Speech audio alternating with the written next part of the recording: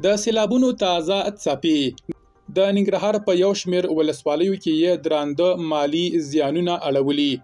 په دغو سیلابونو کې څومره ځاني او مالي زیانونه اوښتي. بلخوا په امریکا کې یو ځل بیا خطرناک او زورور اور لګېدلی. امریکایي چارواکي او ژغورنډلې یې په مهارولو کې پاتې راغلي دي. بشپړ جزئیات په ویډیو کې تر پایه وګورئ. پتمنو لیدونکو ستړي مه شئ.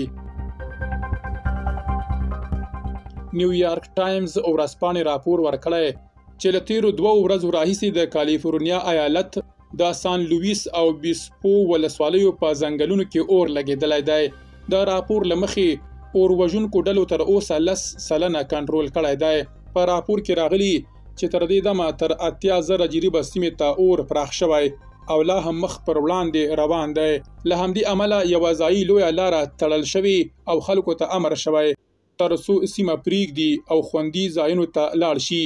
که څه هم تر دې مهاله ودانیو ته زیان نه دی اوښتی، خو د کالیفورنیا د اور وژنې اداره وایي چې دا د سږ کال تر ټولو لوی اور دی.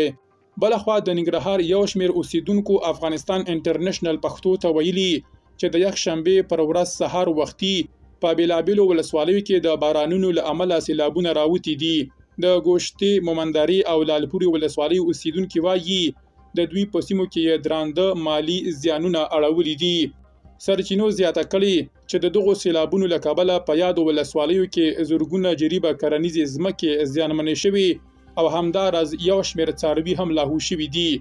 ځایي اوسیدونکو خبر ورکړی چې یو شمېر کورونه هم د دغو سیلابونو له کبله نړېدلي دي، خو لا تر اوسه پورې د انساني مرګ ژوبلې معلومات نشته. په خواله رسنیو کې د ننګرهار یو شمېر اوسیدونکو نیوکې کړي چې تر اوسه پورې د طالبانو ژغورونکې ډلې سیلاب ځپلو سیمو ته نه دي رسېدلې او نه هم د خلکو لاسنیوی شوی دی. درنو لیدونکو